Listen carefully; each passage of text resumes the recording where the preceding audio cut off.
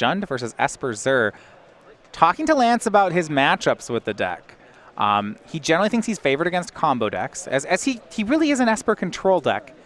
So this matchup can be interesting. He says it's close. I really like the fact that he has Lingering Souls in his deck in this matchup. I love it. That card's great against Jund. Yeah, that's a huge breaker in the rock mirrors. And Ari Lax actually posted a video of this on Star City Premium this week. And he played through the deck, and his comments were, this deck is very much like the rock deck, and that's just the kind of magic it plays, and I like having Lingering Souls in that kind of mirror. So Juliano plays a tapped Overgrown Tomb and then a Blackcleave Cliffs. He will start the game on Tarmogoyf. Has his mana set up very nicely, though, as Lance fetches for a Hallowed Fountain. Yeah, 3-color mana base is not terribly difficult in Modern. Neither of these players will be casting Blood Moon, though Lance has some Spreading Seas. I do like it how Jund can get its 3-color mana base frequently without taking any points of damage. Yeah, the Raging Ravine Blackcleave Cliffs is a pretty good setup. And for Lance, he'll do the same. It's Jace Vryn's Prodigy turn 2 from his side. And I wonder at what point Christopher knows what he's playing against. Yeah, Esper lands and a Jace Vryn's Prodigy. If there's any deck that you're aware of, it has to be this one. I can't think of any other decks. Yeah, I mean, I might think this is a brew, but it's like Esper good cards, right? Yeah. That's what I'd be under. I'm like, I'm playing some control thing or another. Yeah, Esper among the least successful shards in Modern historically. Well, whatever it is, lightning bolting the Jace is probably good. Christopher will do that. Pump Goyf up to a 3-4 and put Lance down to 16. And now at 3 mana, we start getting to the money part of Lance's deck. Geist of St. Traft, Lingering Souls. Yeah, on the draw against a Tarmogoyf, something like a Geist wouldn't be at its best. You'd be worried about Liliana? Yeah, I would. Yeah, I spotted a Path to Exile in Austin's hand here, so I might be concerned about this Tarmogoyf. Just path away the Goyf. But if you get into that game of removal spells and card draw, that's never a game I want to play against Jund. If I don't have Lingering Souls in my deck, certainly not, but this could actually be advantage Austin. You think just in the value game, he might be able to win it? Yeah, Lingering Souls, oftentimes a lot of decks, a lot of draws can't even go toe-to-toe with one copy. Sure. He has 4 copies. If I'm plussing Liliana, like the Jund player is usually losing something of value when they discard. Okay, yeah. And you could have something that's kind of extra in your hand that you're fine discarding, or even just discarding Lingering Souls, you have the flashback. And that is exactly what he's going to cast. So Lingering Souls from Austin. And that should be some concern for Juliano. I know this is a card that's great against the Junds, the Grix, the Kolaghan's Commands decks of the world do not want to play against Lingering Souls. Right, and Liliana of the Veil, now with the Spirits are in play, that's not very impactful on this board. All right, he's going to get some information. Here's a Thoughtseize. Wouldn't be surprised if there was a Geist that we were arguing over with the Lingering Souls in Austin's hand. Yeah. Path to Exile, Godless Shrine, another Jace. Got a couple more here. Looks like it may just be a bunch of... We have doubles of a card in here. We'll figure out what that is in just a sec.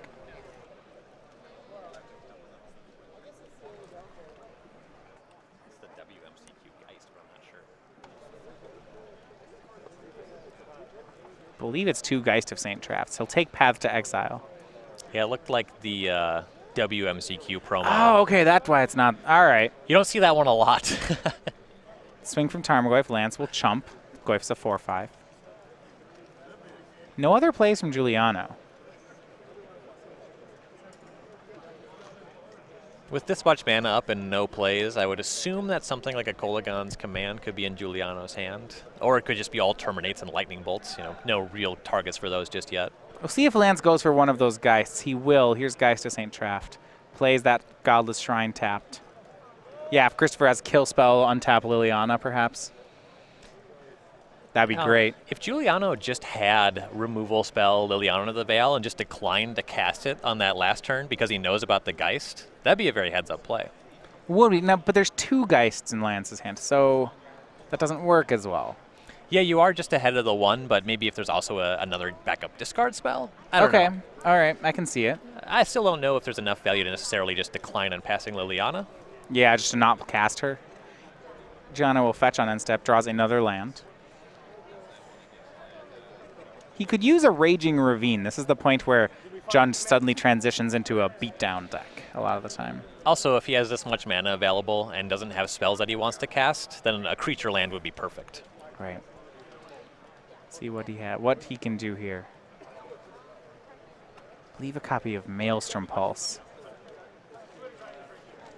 See him moving Black Cleave Cliffs to the front.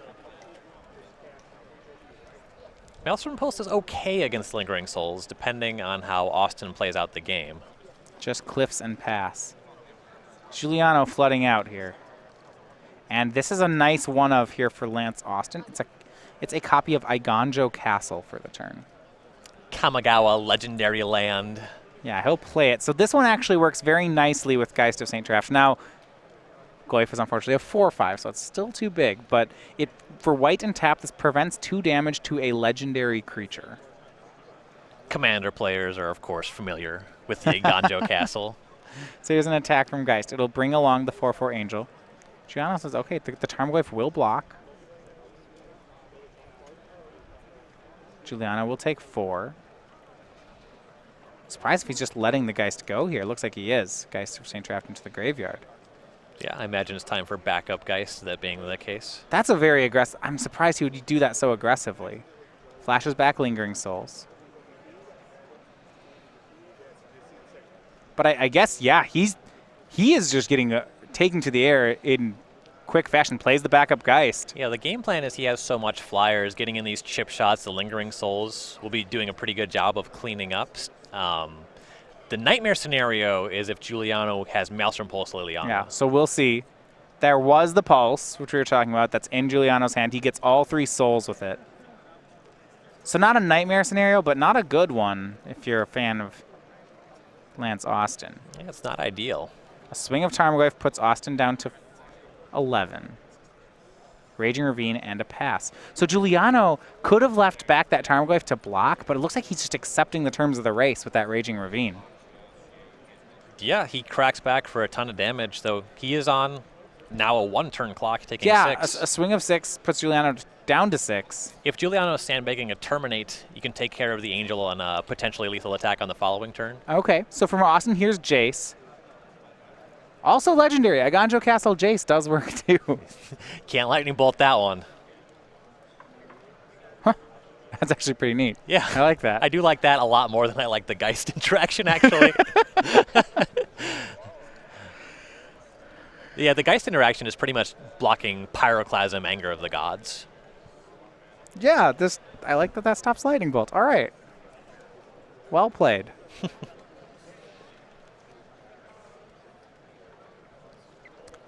See how does Juliano feel about the race just now then? He's in trouble. If this Goyf doesn't stick around, he's dead to a crackback. Yeah. Plays another land. That's his 7th. I believe he has a Kolagon's Command and 1 other in his hand. He wants to take care of this Jace.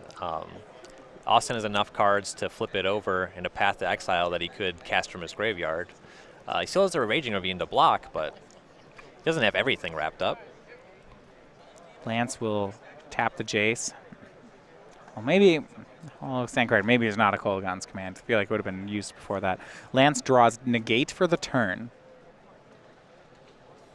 2 copies in the main. At this point in time, though, well, the Raging Ravine changes the issue. I was going to say the plus on the Jace and the damage soak on the Iganjo would let the Geist attack, though the fact that there are potentially 2 blockers does change that math. Yeah, instead it looks like he's just going to... Lance will -3 the Jace to give flashback to the Path to Exile. Tarmogoyf gone. And now with the Iganjo Castle, Geist could attack safely through it.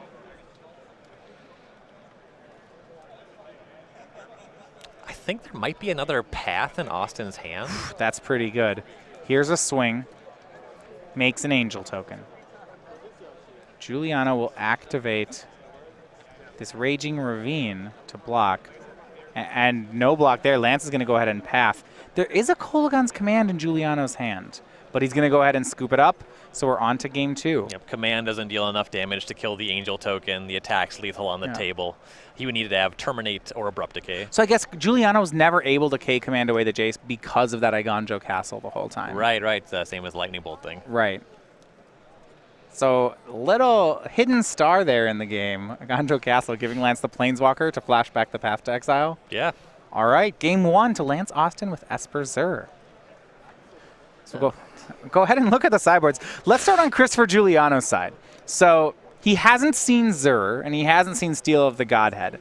If you're in Giuliano's seat, you probably just think you're playing against Esper Control, which isn't all that wrong anyway. Well, the question is, how much does Christopher Giuliano pay attention to the results of modern classics?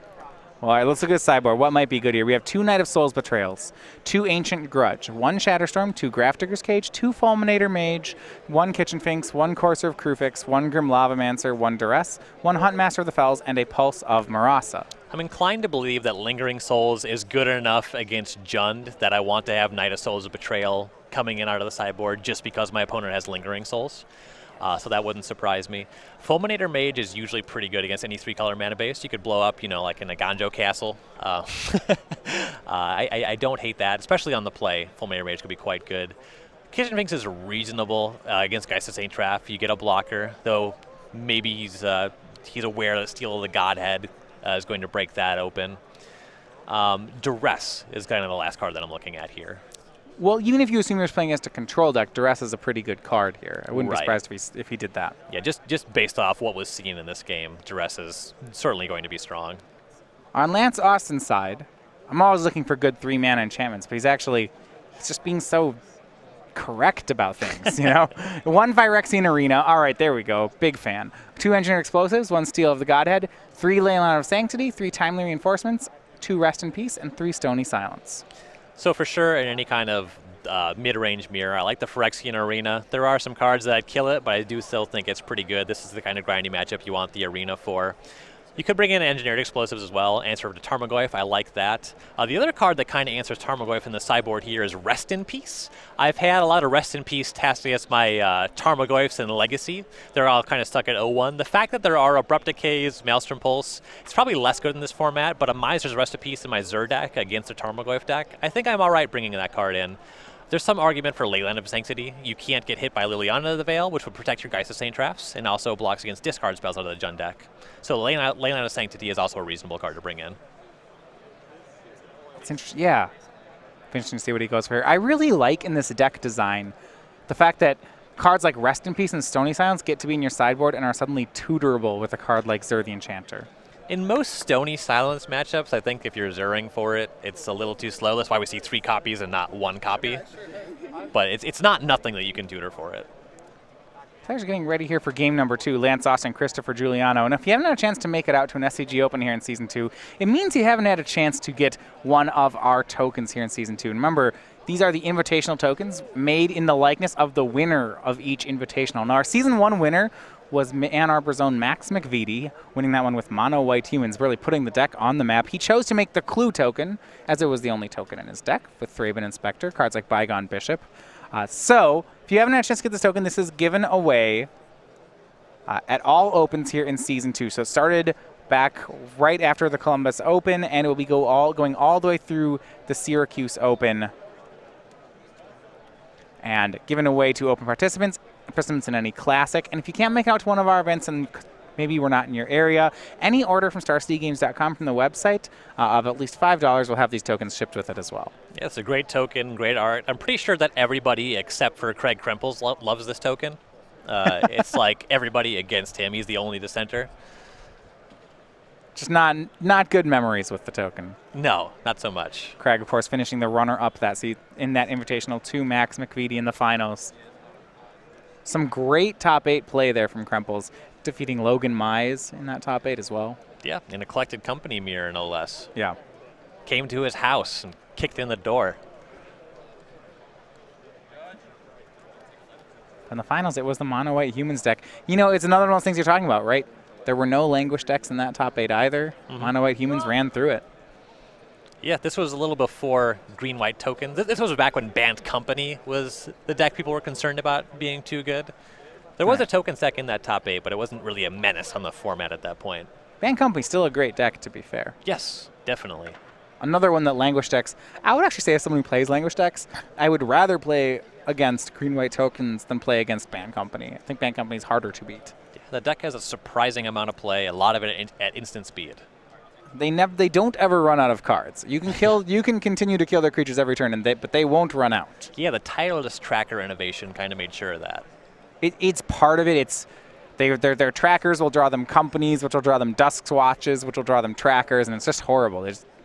Then they play an Avacyn, and if you miss the kill spell on one of them, then you die. I'd be curious to know the average number of clue tokens that a Banned Company player leaves on the table at the end Just of a because they just never need them? Yeah. Then we start turning that turned into Banned Humans for a while as well. We saw that one. Andrew Tenjum winning a Classic in Indianapolis with the same deck. Tenjum, of course, no slouch.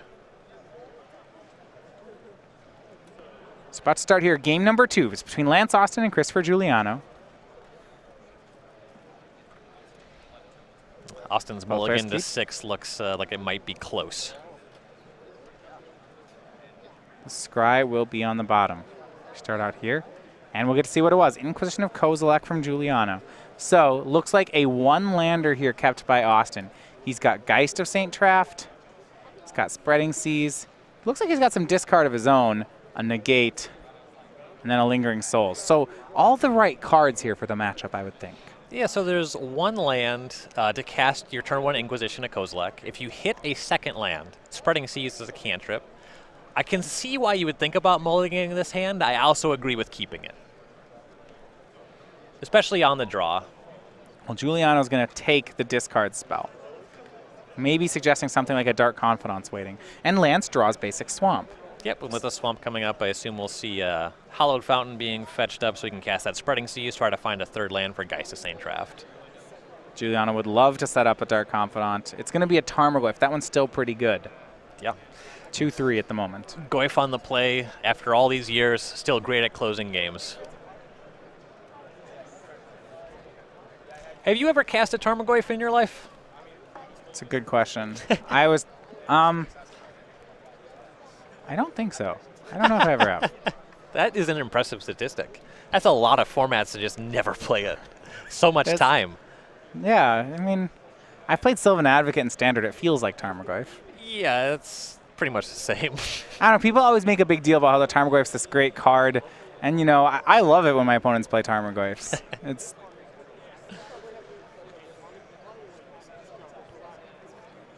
Spreading Seas from Lance Austin. We'll see, he'll decide to take Giuliano off of green mana as he hits Overgrown Tomb with it. Yep, I like that. The only answers to enchantments in Giuliano's deck cost green mana. Sure. Here's a swing by Tarmogoyf. Austin down to 17, evens it up. Here's the Dark Confidant from Giuliano, but the land is missed. Unfortunately, an Esper deck is sort of least well positioned to potentially punish this. There's no non-Path to Exile removal spell outside of Detention Sphere. Also, Lance missing his 3rd land as well, so now the Dark Confidant will go to work. It flips a Lightning Bolt, then Giuliano draws for the turn. Lance has picked up at least a 2nd copy of Negate, perhaps a 3rd. Yeah, those Negates really aren't going to be terribly good when you're this far behind on board and also stalling on lands. It looks like Giuliano has another Overgrown Tomb in hand, so we'll be right back on green mana here. There we go. Giuliano down to 14 for that land, but you're absolutely right. And he will cast Maelstrom Pulse on the Spreading Seas, and Lance will negate. Well, the idea here, more than anything, I believe, is to get Enchantment in the graveyard to give the Tarmogoyf +1/+1. Right. Instead, he got instant, so it still worked. Right. 5 damage to Lance. He's down to 12.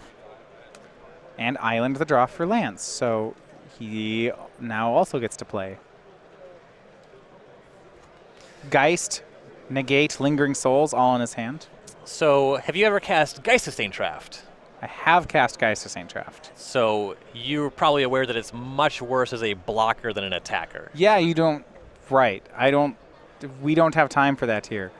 So it's a Watery Grave is the the play.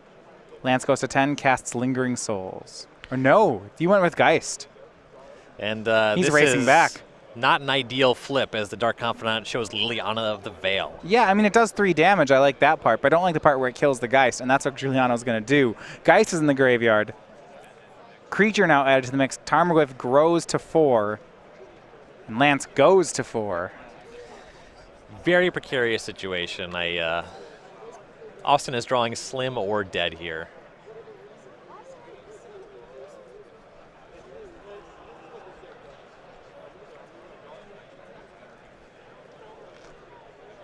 Island from Lance Austin. He's going to need blockers.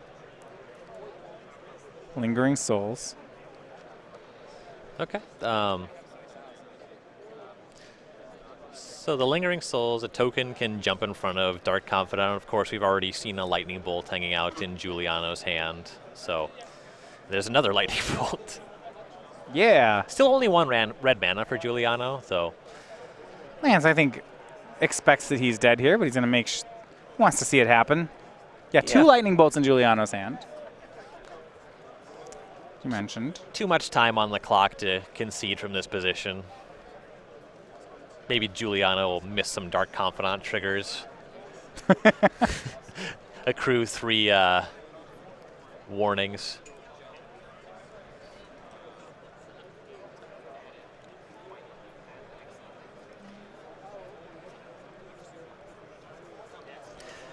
No. Yeah.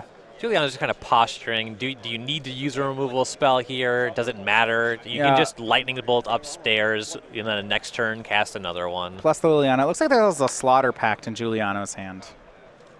He's kind of debating if he wanted to slaughter through a Bolt and Slaughter Pact here. Yeah, with just a would win. Watery Grave on tap, there's not a lot that can go wrong. I imagine he'll go for it, but he's going to go ahead and plus the Liliana first. So there's the Bolt, there's the Slaughter Pact, there's the swing, on to game 3. You know, this spell that you're probably thinking about there is Dispel. That's why you lead on the Bolt over the Pact. You would prefer that the Pact was hit by the Dispel. Right, because then you don't have to pay for it. Right. Makes a lot of sense. Yeah, but there was a lot that had to go wrong for Juliano to lose from that position. So it's always good not to rush through things like that. So a game apiece now for Lance Austin and Christopher Juliano. This is Esper Zur versus Jund. Now, one thing, do you think the Zurs are actually still in the deck for this matchup? I like the card a lot. I think it's one of the neater parts of Lance's deck, but I don't know if this is the right spot for it. I want to say I saw one in Austin's hand. Okay. That he top decked when he was selling on lands. I think it's the kind of card that you could certainly trim in a matchup like this. On the draw, I definitely agree that it's worse than on the play. Now that Austin is on the play, the Zurs, they're going to be a lot better. You still want to... The concern is Liliana of the Veil. You have these Glyphosate traps, these Zurs, they don't really match up very well there. And the Zur also just dies to like Terminate and Master Impulse. But I think that the value is high enough that it's good to have Zur in the deck. And there's not a ton of cards that Austin necessarily wants to bring in his deck. We didn't see any Leyline of the Sanctities in that game, so maybe he's elected to leave those on the sideboard. It's certainly a possibility. Definitely see that.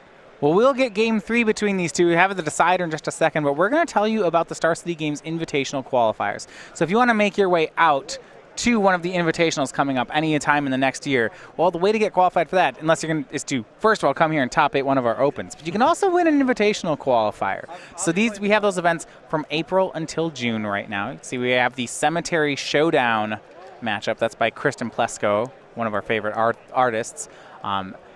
Prizes for these, remember, they include the invitational qualification. That's the big one. Yep. You get the playmat. You get the top 8 pin showing the top 8 of the invitational qualifier. You get copies of the invitational winner tokens. Right now, that would be the Max McVitie tokens. Also, premium vouchers for SCG. That's so you can read the content on the premium side of our website. So all those given away, we have those now from April to June. You can find out all of those. They are listed on the website. You can find out more. StarCityGames.com/IQ. Yeah, IQs are great tournaments. I qualified for my first invitational off of an IQ win. It was back when Tempered Steel was legal in Standard. Sure. Okay, so were you playing Tempered Steel? I was. It was right after the Jace Stoneforge ban. So, like, Cobblade wasn't a good deck anymore. I played It was in an actually event. still a good deck. It was but still yeah, a playable deck. Yeah, I Yeah, played against it in the top 8 of that IQ. which is kind of hilarious. Troy Thompson was playing it. Okay. Local heartthrob and Magic player Troy Thompson in the Minnesota area. The air conditioning went out and it was like 90 degrees that day, so like tempered steel was a great choice because I didn't have to think. You get to walk outside immediately after all your rounds. Like, Yeah, I just turn creatures sideways, they die or they don't. Really good metagame call with the AC unit out. I liked that meta a lot. That was the year. I think I was playing Pyromancer Ascension that year. It was like Pyro and Splinter Twin were around, right? Because the Twin Blade deck was kind of like the emerging best deck right around the Jace Stoneforge ban. Right. Yep. Or you could just play Pyro Twin or some combination of them. Some blue-red whatever to combo your opponent. They existed. There was some kind of ramp deck too. There was the Valakut decks are still around. We're still in Innistrad. Yeah. Yeah, Primeval Titan, there you go. I know, I do like I know. I do am a big fan, but I was a Pyromancer Ascension player. I still have a set of Japanese Pyromancer Ascensions because they've never been worth anything. I think they're worth like $6 now. Okay, they're actually yeah. They still, I mean, they are part of the modern Storm deck. Yep. Someday they might allow that deck to be good. I don't think they want that deck to be good. I want that deck to be good. I think it's very medium right now. Yes. I am inclined to agree. I didn't say bad, I said medium. Anytime it is but good. It's very medium. Anytime it is good, they ban it. And anytime it's fine, they ban Seething Song anyway. That ban hurt, okay? Because I was playing Storm at the time, and it's not like I was even doing particularly well with Storm, but I was playing it, and they banned Seething Song. It was just a really... That was one of the more confusing banned and restricted updates. Just in case. Yeah.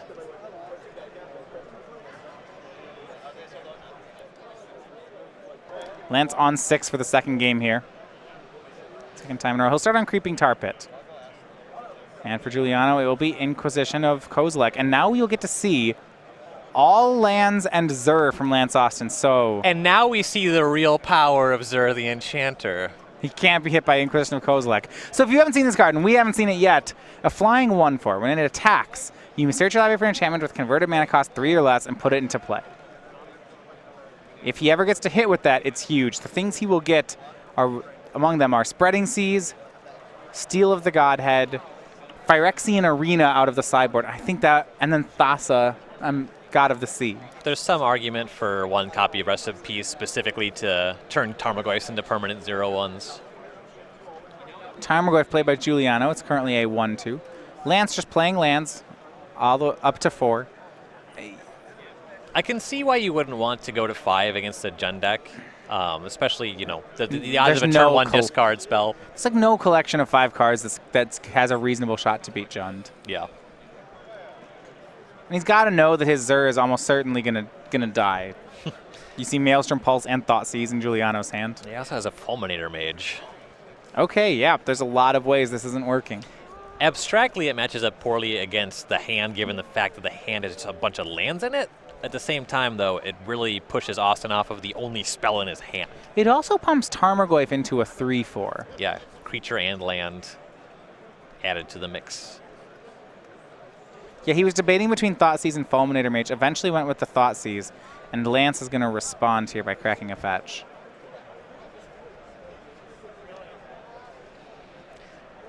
Lance might have peeled a negate here.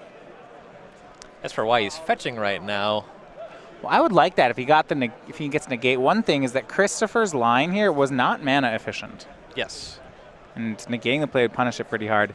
He's going to go ahead and path away the Tarmogoyf, and then Zur will get Thoughtseize, showing a grip full of lands. All right, that makes sense why he fetched in response. He didn't have white mana yet. So it wasn't a 3-mana spell. I'm all caught up. All right. What Lance really wants to do is just top deck every copy of Lingering Souls in his deck in order. Just a parade of Lingering Souls. Well, they're less good now. Grafdigger's Cage from Juliano. The draw from Lance Austin, another copy of Path to Exile.